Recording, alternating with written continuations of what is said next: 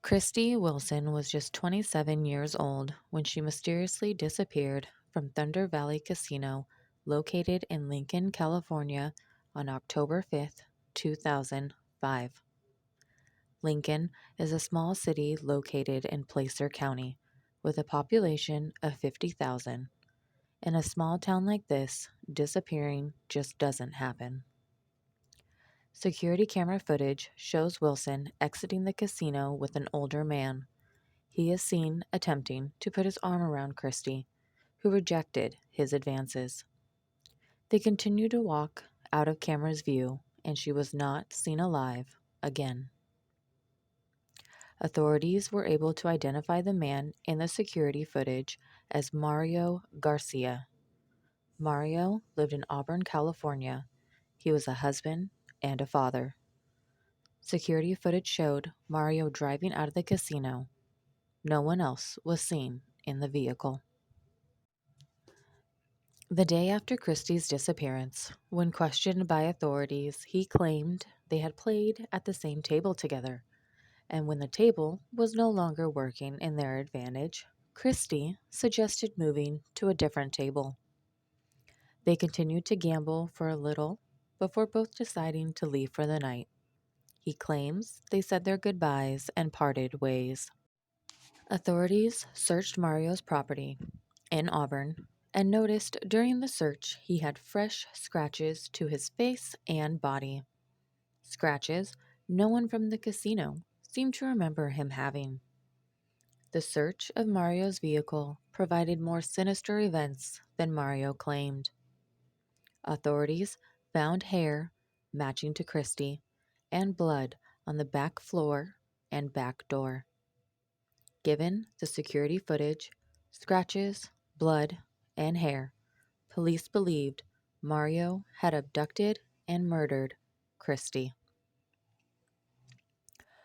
When authorities looked further into Mario, they found his violent past.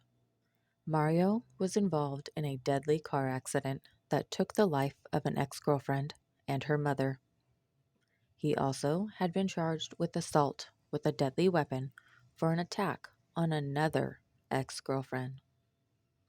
Although authorities did not know the location of Christie's remains, they felt confident they had enough evidence to convict Mario. 3 weeks later, he was officially charged with the murder of Christie Wilson. This was the first ever no-body murder charge in Placer County, making authorities' jobs that much harder. Mario's trial would begin in September of 2006. Mario's attorney tried to cast doubt into the minds of the jury, stating if there was no body, there is a good chance to believe Christie was still alive. The jury disagreed. The scratches were a clear indicator she fought with all she had. Her hair and blood showed she had been violently attacked and threw in the back of his car. By the end of 2006, Mario Garcia was found guilty of the murder of Christie Wilson. When Mario returned to court, he was offered a lesser sentence for the location of Christie's body, to which he replied, quote, "I suppose that at this hearing I'm supposed to ask for mercy, for forgiveness, and to show remorse. However, I will do no such thing. I did not kill Christie Wilson. I am innocent." End quote. For 15 years, Mario would keep his secret and maintain his innocence. Christie's family and detectives continued to search for Christie, never giving up hope they would one day be able to bring her home. After years of searching and feeling helpless, Christie's mother, Debbie Boyd, in a desperate attempt for answers, reached out to the man who had caused her family years of pain. When Debbie reached out to Mario, it became clear that he too was desperate. He filed appeal after appeal after appeal for 10 years, all of which were denied. Debbie and Mario began to communicate via letters, in which he expressed his desire to be home with his family. With his hopes of being freed seeming to slip away, Debbie hoped this was the time to get answers, the answers that she had been seeking for 10 years. But Debbie decided she would not make a deal with the man who took the life of her child. Investigators decided to switch their focus from Mario to Mario's family, specifically his sons. From the interaction with Mario's children, investigators believed the answers they were looking for were on the property Mario had lived on at the time of his arrest. Thanks to technology advancement over the past 15 years, investigators were able to use radar equipment that would scan the ground. This scanning device would remove any unnecessary digging and speed up any searches being done. The scan of the ground showed 3 possible places for digging.